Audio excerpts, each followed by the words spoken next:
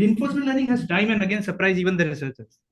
It started in 1900 when Ian Pavlov was experimenting to reinforce the salivating behavior in a dog, and this term reinforcement was coined.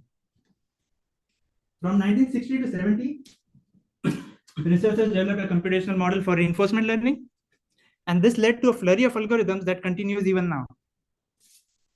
In 2006, we saw one of the earliest successes of reinforcement learning when it was able to get a helicopter to do complex maneuvers in the air. In 2013, it was the first time when we saw deep neural networks getting trained with reinforcement learning, and they got so good they were able to play Atari games. 2016 was the first sobering reality where we realized that reinforcement learning can get so good they can even defeat the best of humans. These were the time of specialist agents. These agents, given a reward function, can get really good at something. From 2022 and more recently, we have seen the emergence of general intelligence. And these agents can do a lot of different tasks as opposed to a single task specified by a reward function. Finally, this year, the successes of RL were finally realized and widely recognized, and the pioneers of the field were awarded a Turing Award. Now, things changed drastically in the span of 150 years. Prior to 2022, we used to have an expert engineer who sat down with an application in mind. So here, this expert engineer wants to write an agent that could control plasma. So this expert goes and studies everything there is about plasma and comes up with a domain-specific components for writing a reward function. With this reward function, reinforcement learning is able to come up with a policy that is able to outperform even the best of humans. After 2022, we saw a gradual shift towards generalist agents. So here we have now people giving arbitrary tasks to the agents, like book an air flight ticket for me, find me the cheapest flight, or maybe prove that KL divergence is asymmetric. And the agent would generally give reasonable outputs. Now humans communicate with these agents rather than specifying complex reward functions. They would just specify something that comes naturally to them, such as natural language. They would say, put the orange in a tiffin box, or maybe pack the sandwich bag. Despite progress in developing generalist agents, these are still early days. These methods face data collection challenges.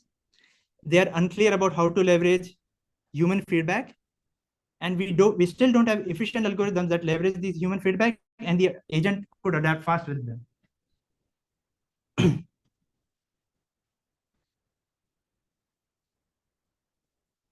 So to design generally capable agents, a potential recipe might take the following form. First, you pre-train these agents with tons of internet data. This will allow the agent to, this will allow us to embed the agent with rich environmental priors. Then as the agent interacts with the world, interacts with the humans, it gets human feedback and adapts over time. Just as humans learn from a variety of signals around us, such as seeing expert do something, setting a goal in mind, or learning from extrinsic or intrinsic preferences, the agent should be able to do the same. So in my thesis, I take concrete steps by proposing algorithms for ingredients that are necessary to develop a generally capable agent. We contribute to how an agent can learn from diverse feedback with this framework of dual RL that I went over in detail during my proposal. In this talk, I'm going to focus on two other components, that is how do we embed the agent with rich environmental priors, and how do we, once we have this generally capable agents, how do we get them to adapt fast, given a signal? The common aspect that ties all of my work together is this idea of decision making in the language of Visitations. The question I investigate in my thesis is, how can we learn world representations and behaviors efficiently from various extrinsic or intrinsic signals, or a complete absence of signals? My talk is broadly divided in two parts. First, I'm going to talk briefly about the techniques we develop for learning from diverse feedback sources. This part of the talk was covered in more detail during my proposal, so I'm going to spend quite less time on it. And then I'm going to talk about how do we learn when there's no feedback signal around us, and what do we even go about learning. Let me start with a quick introduction to reinforcement learning. So in reinforcement learning, we usually have an agent that's interacting with an environment. It interacts it sees the state S and takes an action A in the environment. The way this agent usually interacts is through a policy. This policy says what action to take at any given state. It can be deterministic or stochastic. Once it interacts, it receives a reward and sees the next state S prime. We define a Q function to capture the discounted sum of rewards that the agent is going to see once it follows a policy pi given a state and action S, A. The goal of reinforcement learning is to maximize the cumulative discounted sum of rewards that the agent sees. So I've motivated why decision making needs to be able to learn from different signals. One natural question to ask is, can we just adapt a traditional RL framework to learn from the signals? That way we don't have to go and propose something new. So we have this reward hypothesis, which says that probably every learning signal can have an equivalent reward function. Well, if this is the case, then you can just write an algorithm that first extracts the reward function from the learning signal and then train on this reward function using standard RL algorithms. But the problem here is this algorithm to go from learning signal to reward can be as hard as solving a reinforcement learning problem. So people in the past have avoided this issue by creating specialized algorithms that learn from different signals, such as demonstration, preferences, goals, and so on. So let me recap the approach that we propose to resolve these difficulties. Our solution requires reframing the decision-making problem from the perspective of visitations. Visitations are defined as the cumulative discounted probability that you visit a state action S, A in the environment under a given policy pi. Pictorially, what I mean is you have an agent which has a policy in its mind, and this heat map shows where the agent is going to end up visiting in the environment. This is the visitation of the agent. Now, we never really have the whole distribution of where the agent is going to visit. What we have in practice are the experiences of the agent that are stored as transitions. They represent empirical samples from this probability distribution. Mathematically, you can write visitation distribution as discounted sum of reaching a particular state S and action A in the environment. One thing that's going to come in handy is this idea of policy visitation uniqueness. So given a policy, it induces a unique visitations D by SA, and given a visitations D by SA, I can extract the policy quite easily in closed form. So the reason I'm introducing this idea is that if you're going to go and optimize for visitations, I naturally have the policy out that I can get from this visitations quite easily. I'll also take this opportunity to introduce successor measures, as they are closely related to visitation distributions. Denoted by M, successor measure is the probability that you reach a future state S plus when you start from state action SA and follow policy pi. Now, successor measures, they pack much more information than visitation distributions, and you can easily get visitation distribution as a function of successor measures. Let's get back to decision-making problems. Our key realization was that when learning from a variety of different signals, you can frame all of those problems as a convex objective over visitations, along with a constraint that ensures that your visitation remains valid in the environment. Now, what I mean by a visitation being valid is that this visitation should satisfy the dynamics of the environment. So with this, we have a unified problem specification that is able to learn from different kinds of learning signals. But what we have is a constraint optimization problem. It might be difficult to solve. So what we did and I presented as part of the proposal was a family of off-policy algorithms that efficiently optimizes that constraint optimization problem. And we got a family of algorithms called the dual Q and the dual V methods. I'm not going to go into too much detail about these methods. The idea is that we do have efficient algorithms to learn from a variety of different learning signals. So let's just directly jump to the capabilities of this dual RL framework. It allowed us to learn from a variety of different learning signals, including rewards.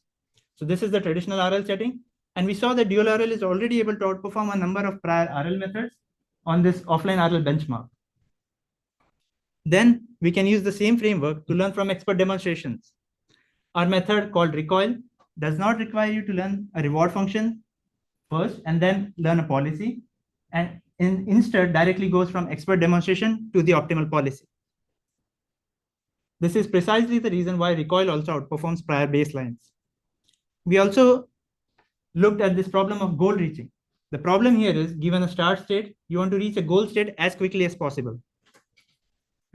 And in this task, we experimented with large observation space of high dimensional observation space of images, and we observed that dual RL indeed scales, and we saw better performance than compared to a number of prior baselines in this domain of goal reaching. Then we wanted to see if dual RL is practical. So we considered this task of where someone gives you action-free demonstrations, and you want to imitate the expert without access to their actions. And in this setting, we tested our method on this real robot environment, where the human is showing some task, and we lack what are the true actions that the robot should take. The robot is able to figure out what is the intent of the agent and is able to complete the task. This is a harder task of expert hitting, where the human wants to hit the pug that is moving, and the robot is able to figure out the intent using the method Dilo, which is a dual RL variant, and is able to hit the pug much better than a lot of prior methods could do.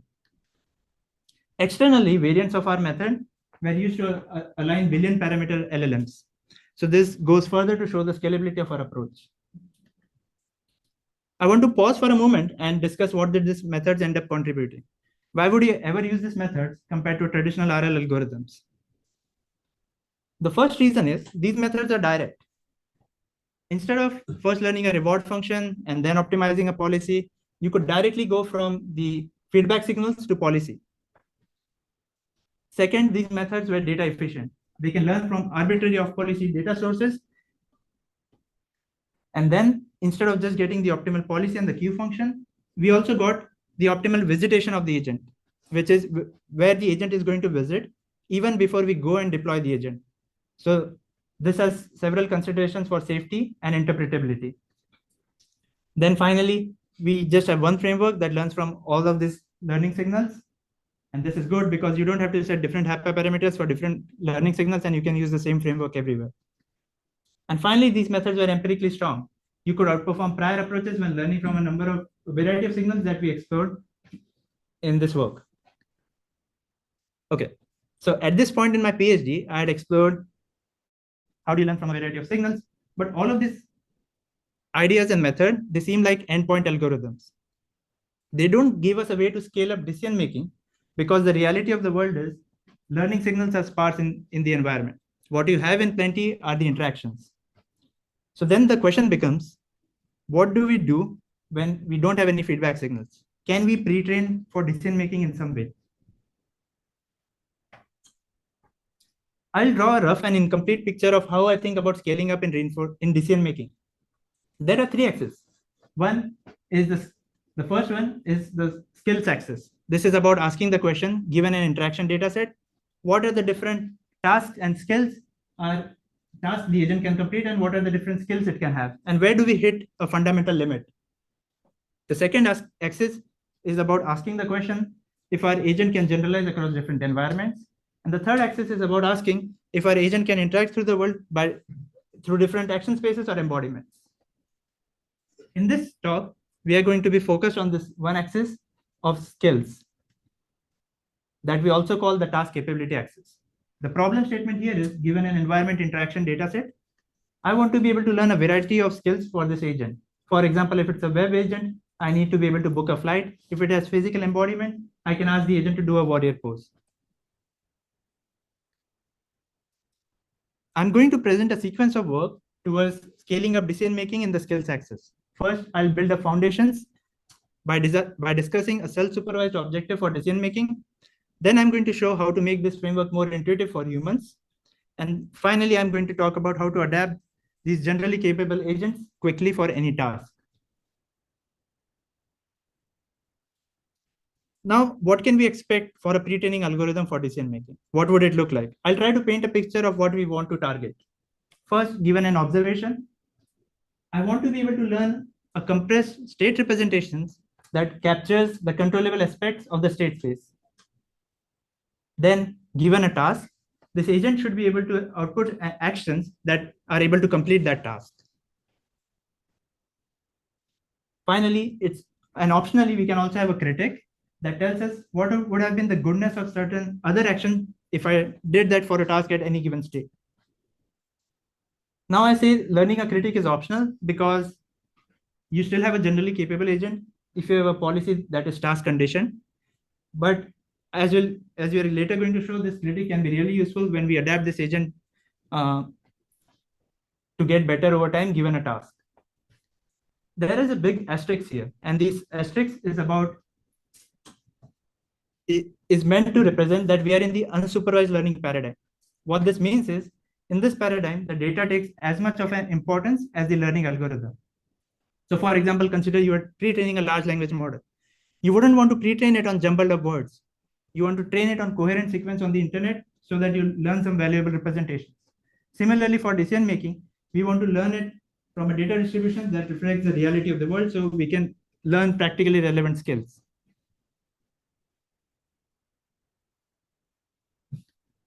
Okay, we now come to our main insight. Recall that so far, whenever someone gave us a learning signal, we developed a convex objective which implied what we want to learn from that. And then we had a constraint which ensured that my visitation remains feasible. It's actually possible to get this visitation in the environment. When we don't have a learning signal, there's no more convex objective. All we are left with is this constraint on visitations. If there was a way we could identify a common structure in my visitations, then I could use this for representation learning. And turns out there is a special structure, which is that this constraint is linear. What this means is all of my valid behaviors in the environment, they form an affine set. Okay. I'll just formally show this, what this insight means, because it's kind of simple to show. First, we start with the Bellman flow equation, which is this linear equation I just discussed. Then I can convert this into a matrix form, where S is the matrix that sum over different actions given a state. I can do some trivial rearrangements to get this into the form of AX equal to B, where my matrix A only depends on the environment. It depends on the dynamics and the discount factor, and has no dependence on the policy. And we know from linear algebra that whenever we have an equation AX equal to B, we can characterize the family of solutions as a particular solution which is fixed, and a homogeneous solution which is a weighted combination of all vectors that lie in the orthogonal subspace of the A matrix. Choosing different weights, alpha, gives me different solutions. We can, from what I just described, we can write any visitation distribution as phi W plus B, where phi and B is independent of the policy and denotes the compressed representation of the whole environment. And W captures are the set of weights that if I change, I get different visitation. Hence, my W corresponds to different policies. Okay, we can now start to write things in a functional form that will make us easier to define a loss function out of this insight that I just discussed. So for visitations, I can write any visitations as phi times W plus B. The way I like to think about this visitation distributions is that all of them, they lie on an n-dimensional hyperplane that's represented by this equation phi W plus B. There is this non-negativity constraint because all of our visitation distributions, they need to be non-negative because they are probability distributions. Because successor measures are closely related to visitations and the same constraints apply, I can do the same thing with successor measures. The only change is this additional dependence on a future state S plus. Because they pack much more information than visitation distributions, we are going to use successor measures going forward. For practical considerations, we further go and decompose successor measures into these two things. The first one is the state features, and the second denotes the successor features, which is what is the discounted state features I'm going to see when I follow a policy pi. The reason we do this decomposition here is to cleanly separate out the state representation and also induce the information bottleneck. Okay, so why are we interested in finding this state representation or a compressed state representation that's suitable for decision making? I'd like to give a short intuition as what we are hoping to get. The idea is that by trying to represent all possible visitations or successor measures I will learn a minimal state representation that is sufficient to represent all possible futures under different actions. Just as an example, suppose you have a web agent and it's on this Amazon screen. I want to be able to extract critical features from this website, such as items in the cart, clickable items, search bar, that are going to be relevant to planning. And what I mean by that is if I take different action sequences out of this state, it accurately reflects what's the future distribution I'm going to see. More formally, I want two state representations to be equal if and only if they induce similar futures for all possible policies. So now let's come to the exact loss function that we use. We are trying to learn future representation and state representation that's able to capture all possible successor measures for all possible policies. First, what do I mean by all possible policies? Characterizing this set seems to be a daunting task. So for this, we propose a simple method and which involves creating a non-parametric policies that depend on an integer code C. Given an integer code C, I have a unique deterministic policy by simply setting a deterministic seed that depends on the integer code and the current state. The idea is that if I have a large enough set of integer code C, then I can simulate perfect uniform sampling of all deterministic policies. So I have a way to characterize this large set of deterministic policies. Now, once we have this set of all policies, how are we going to learn successor measure for any particular policy, say pi c? The way we are going to learn is using this off-policy successor measure estimation loss from prior literature that we found to be most stable.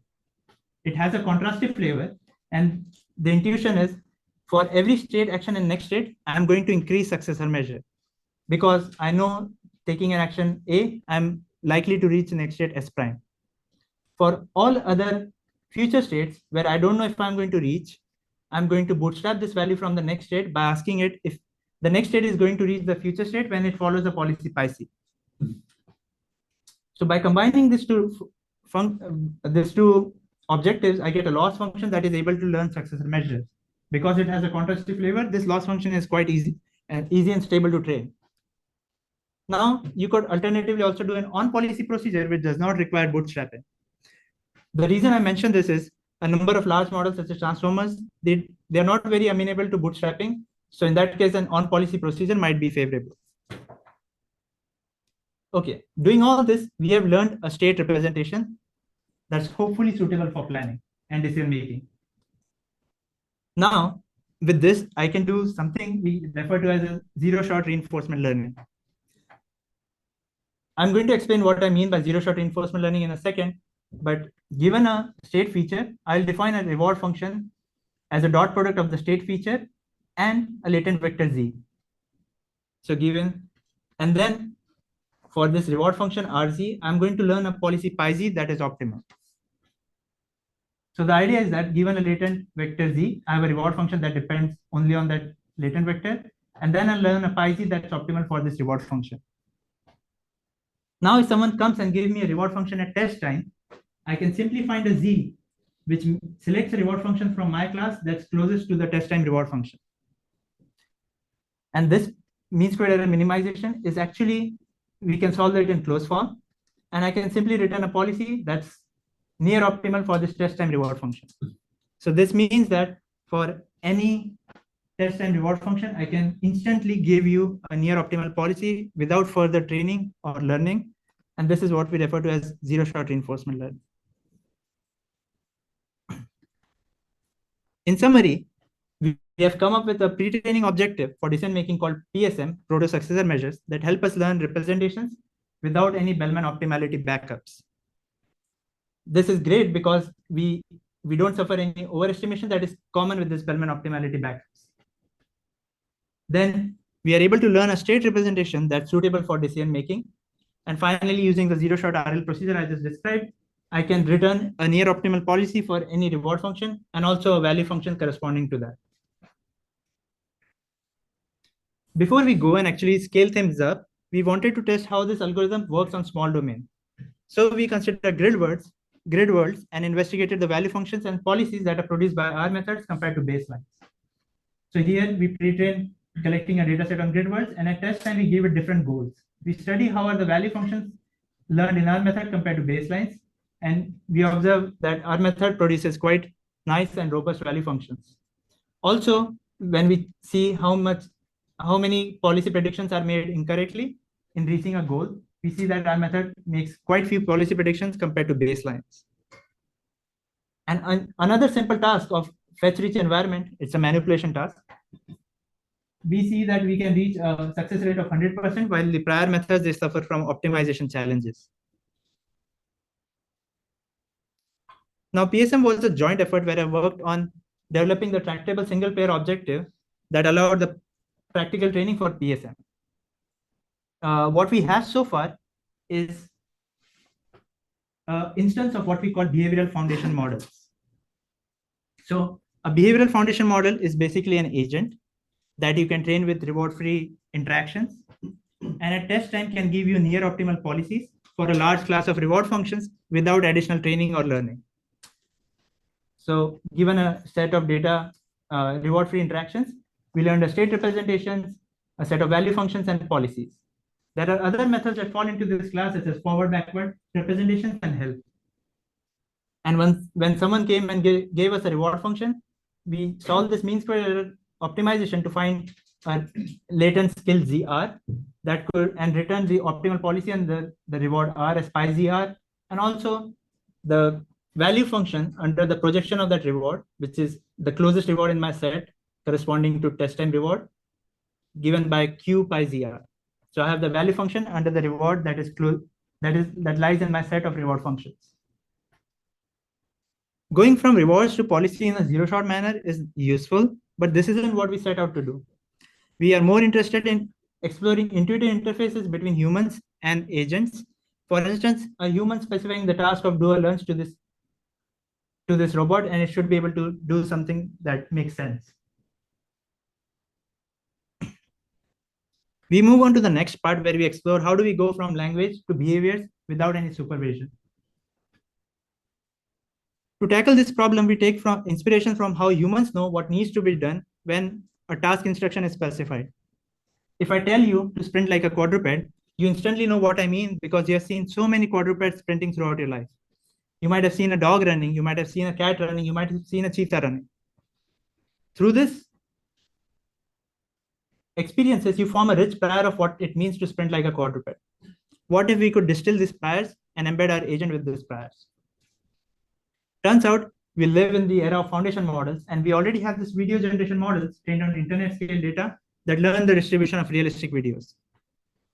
For example, if I specify this language instruction to a state-of-the-art model, open a door into a library, I can get wildly realistic videos that look like this. We can leverage prior from internet scale videos and fine-tune models for domain-specific video generations. For example, I'm giving this instruction to a robot in my domain, and the instruction is do a lunch, and I can get behaviors that look pretty reasonable. Now, these imaginations or this video generation are only useful if I had a way to imitate them. Three things stand in the way. First, there is no actions. I don't know how to go from one frame to the other. Then these frames might be dynamically infeasible. The video generation model does not know the dynamics of the agent. And finally, these frames might be noisy because they are generated through a video generation model. And they might even lie in a different domain than the expert, than our agent. And we still want to be able to imitate this videos in another domain to the best of our abilities. So how do we go about that? To resolve the issue of noisy frames or cross-domain transfer, we simply find the nearest frame from our prior experiences that match the imagination frame in some semantic sense.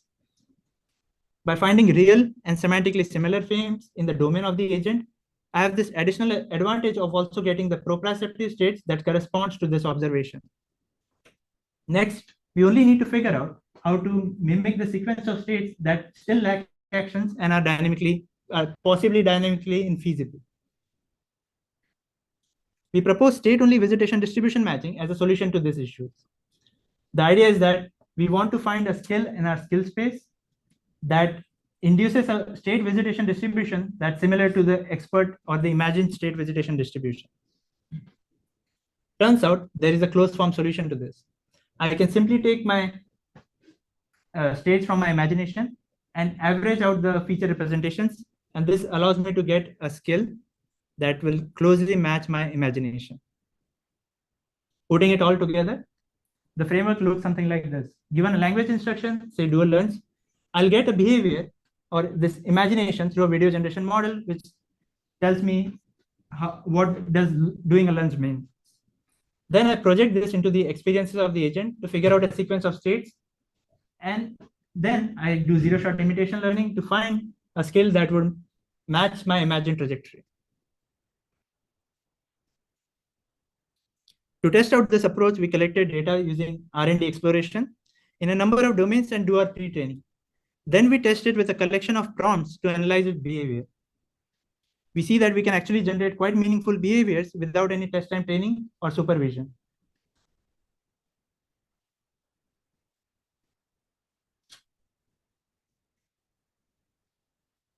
Now, these behaviors are going to be limited because we are pre-training on a data set that's created from random exploration.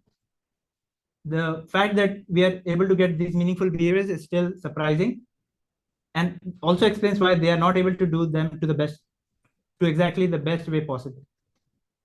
As I said before, imagination generated by video foundation model do not need to be in the same domain as the agent. So we can simply replace the imaginations with real videos from YouTube. I can take these videos of yoga poses and ask the agent to imitate them, and we still get reasonable behaviors. The third one is one of my favorite experiments, where we take a demonstration of how to do a cartwheel from WikiHow and give it to a full 3D humanoid and ask it to imitate the same. It's able to do it pretty well. And in this task of running, we are also able to get reasonable behaviors. So this enables zero-shot cross-embodied demonstration to policy. We did extensive quantitative evaluations on our method and observed that it produces behaviors that are more realistic as voted by a multimodal LLM. And one thing to note is all of the prior methods that exist out there, they require test time training whenever a task is specified. This means that you give those methods a prompt and you will need to train for 3 or 4 hours before you get any reasonable behaviors. In contrast, RLZero gives you the behavior instantaneously. We also have another metric which computes how close your generated behaviors are to the imagined trajectory. And even on those metrics, we see how RLZero outperforms prior approaches. So we have designed a way that allows easy and intuitive task specification to agents with RLZero. Thus, given a language command, our agent is able to generate meaningful behaviors. Note that there is no supervision used in this entire approach. This is a fully unsupervised method, and the generation of behavior given language commands is instantaneous. We have an agent that is generally capable of a number of tasks, but it also shows varying amount of suboptimality. The suboptimality can come from numerous reasons, but these intelligent agents should be able to adapt when a task is specified. And this brings us to the last part, which is fast adaptation. We'll now look at how to take these pre-trained decision-making models that we have just described and adapt them quickly given a task. Our skill inference procedure looks something like this. First I'll try to explain why these zero-shot behaviors are actually suboptimal. Recall that our skill inference procedure is basically finding a reward function in my class of rewards, denoted by Z, that is closest to the test time reward function. And we were doing this mean squared error minimization. Now consider this MDP, where you have a bottom action which is optimal, and in your reward class, you only have 2 hypotheses. The first hypothesis gives you a mean squared error of 2, but selects the top action. The second reward hypothesis basically gives you a mean squared error of 405, but selects the bottom action, which is actually the optimal thing to do. So this means that low MSE does not imply a better policy. So this is just one of the reasons that suboptimality can creep up in zero-shot reinforcement learning. The problem of adaptation is to improve the pre-trained models rapidly with few environment interactions. The common approach to fine-tuning in reinforcement learning has been to take your pre-trained actor critic that has been trained on offline data and continue fine-tuning them on online data. But this leads to this well-documented unlearning effect. As soon as you train your actor critic on this online data, you see a dip or a collapse in your critic training. This is because this critic was trained on offline data, and there is now a distribution shift because it cannot see the offline data anymore, and it has to train on online data. Our insight to resolve these issues is simple and comes from a number of experiments with these behavior foundation models. The idea is to use this latent skill space where you start from the zero-shot policy and only adapt in the latent skill space of BFM and find a better policy. Now, there are three immediate questions. First, is there even a better policy in my skill space? Second, is this latent space amenable to gradient-based optimization? And finally, how am I going to navigate this latent space? To navigate this latent space, we propose two approaches. The first one is called residual latent adaptation that leverages the structure of behavioral foundation models to adapt them quickly. Our Q function, so recall that our BFM already learns a value function that represents the projection of the test time reward in our class of reward functions. So all we have to do is learn this residual component, which computes the components of reward that were orthogonal to our test or our reward class. So by parameterizing my critic as the pre-trained BFM critic plus a residual, I can use any off policy algorithm and do this adaptation.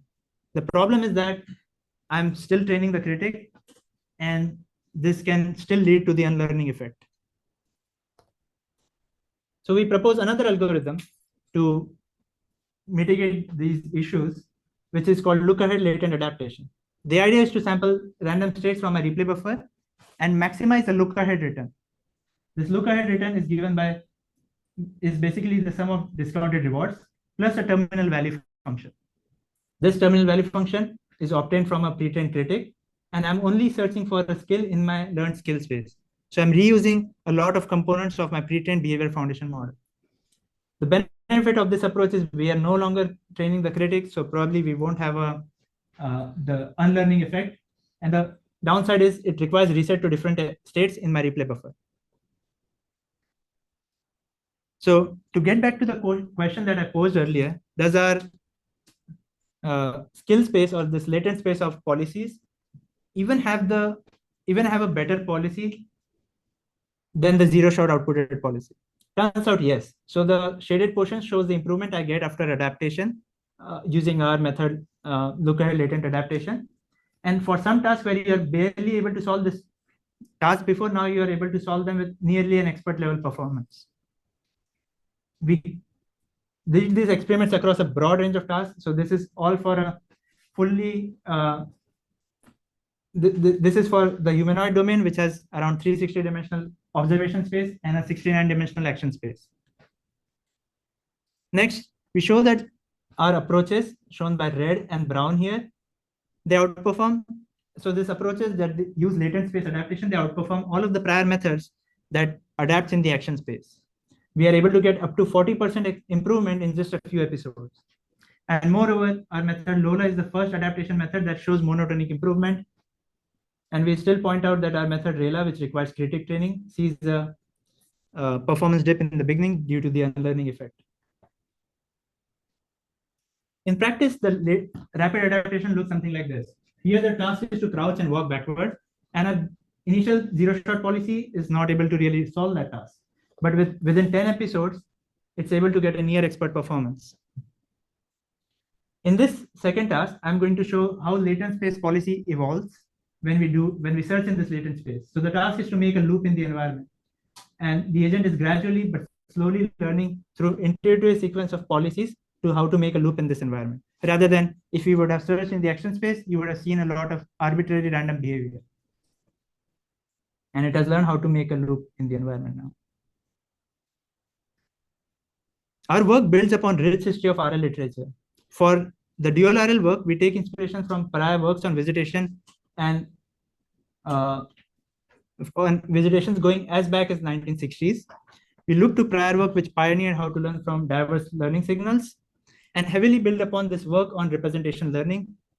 These were some of the earliest work to ask this question, if we should do unsupervised learning for decision making. In this thesis, we have covered foundational algorithms that can assist in the goal of making a generally capable agent. These were the parts that were covered in proposal, and we discussed how to learn rich environmental priors and fast adaptation in this talk. Here are references of all the works that I did during my PhD. In my thesis, I've taken steps towards developing generally capable, interactive, and adaptive agents by giving principal algorithms that have theoretical guarantees and demonstrate strong empirical performance. So what does this line of work lead to?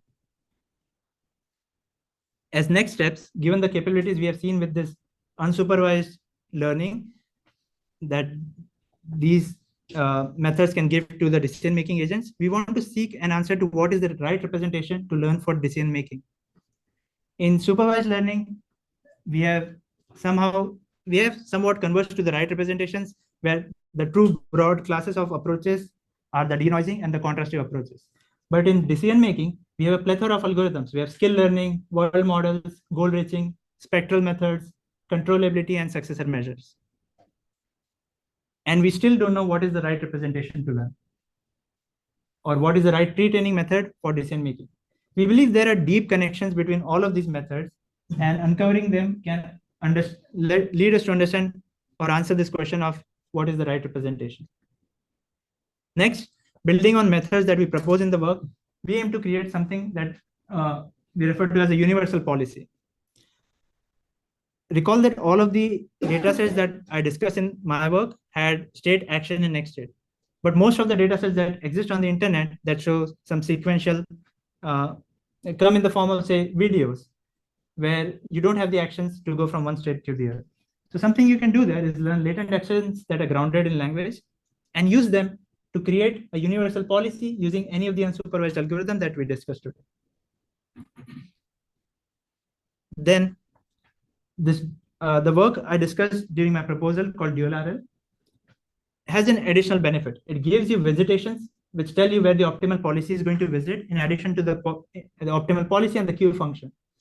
If we are able to get these visitations really accurately, then this would have tremendous application in safe RL and off-policy evaluations, which are quite relevant for healthcare and education. I explored how good are our visitations in this collaborative work with my lab mates in this work called iterative dual RL, but we still think there's a lot that needs to be done. In this work, we especially think the techniques that we derived during the thesis is especially relevant for real-world interactive robotics. Robots are what would benefit more from an intuitive interface. We experimented this in the setting of scalable mapless navigation, where we have robots collecting this data sets of navigating unstructured environments. And we embedded a human in the loop to provide us with this counterfactual trajectories of what would be a bad thing to do in this environment, rather than just showing what is a good thing. And this approach is quite scalable. You can just collect the data sets offline and ask humans to draw what is a counterfactual. And with this, we were able to achieve scalable mapless navigation. This is a loop in Mueller, which is of 2 kilometers. And this agent is able to get across the whole loop with around 1 interventions, whereas a lot of prior methods that are based on behavior cloning, they require up to 20 interventions. So during my PhD, I did not spend all of the time building algorithms. I also contributed and spent time trying to build a community around this idea of reward-free learning. First, we asked this question of how do we model human feedback? What is the right feedback for humans to give to AI agents? And then subsequently, we asked this question of what are the right algorithms we should use when we don't have a reward function? This workshop is happening again in 2025 in Edmonton, where we are further asking what are the right ingredients for a generally capable agent. Something that was very close to my heart is the RL reading group. I'm lucky I got a chance to host this. I'm deeply grateful to my advisors for supporting my research unconditionally, and their advice has been invaluable for my PhD and my career. I thank the committee members for taking time to review my thesis and providing valuable feedback. And finally, this work wouldn't have been possible without the support of all my friends and collaborators. They helped me go through some of the hardest times during my PhD.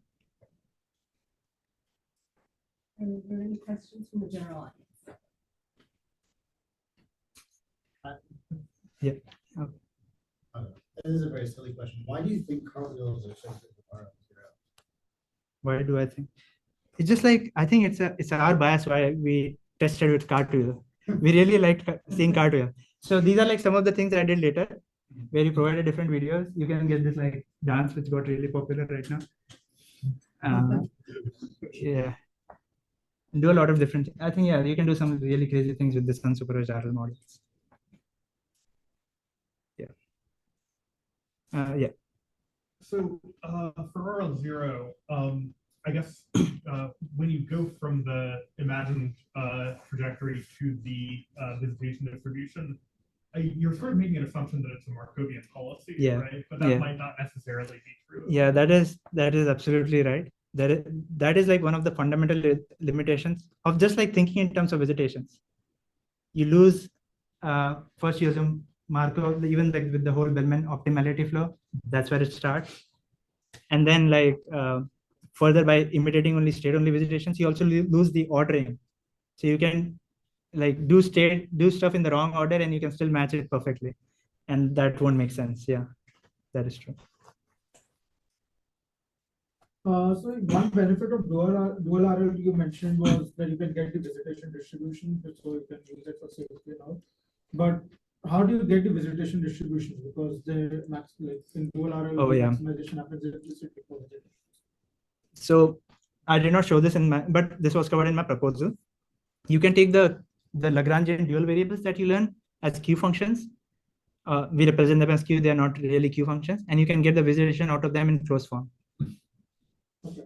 Yeah. So I just have a high-level question. Like, so I think you mentioned dual RL can be used for like offline RL as well as other stuff. Yeah. The question is like, should we just abandon all those previous like offline RL algorithms? Like, what is the trade-off here? Yeah, that's a good question. So okay, you're asking not in the setting of off policy evaluation, but like general offline RL. Yeah. So when we did this work, we found it to be better than prior algorithms. And then for a while, it was not the best. And then one of my lab mates found out what's wrong with it and able to make it again state of the art. I'm not going to say that this is the only thing you should do. And I don't know, there might be a better way to do offline RL. The first main problem I see with offline RL is this F divergence constraint. Like, I don't know if it makes sense to stay close to the offline dataset just for the sake our optimization is stable. If we had some other ways to navigate this constraint and just stay in the support of the dataset and still get a better policy without restricting ourselves to the behavior policy, I think that would be best. So I think there are definitely fundamental limitations of this approach. Your demonstrations, you're like confiscated for these situations, so like two people interacting with the same thing. Oh yeah, that's a problem. Yeah. So one thing that we did, even if you saw in the YouTube videos, there was only one person and we did semantic matching, so it would be able to match correctly. But when we had distractors and noise in the background, it would often fail. How do we resolve that? Is like the way I thought about it is probably you need to have some like use this vision foundation models to just like extract out the part that you want to imitate and then imitate it. But I don't know if they are good enough to do that right now.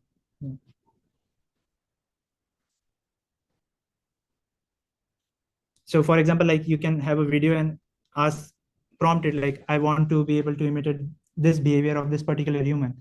That would like focus it on the thing that you want to imitate, and then you could do something with it.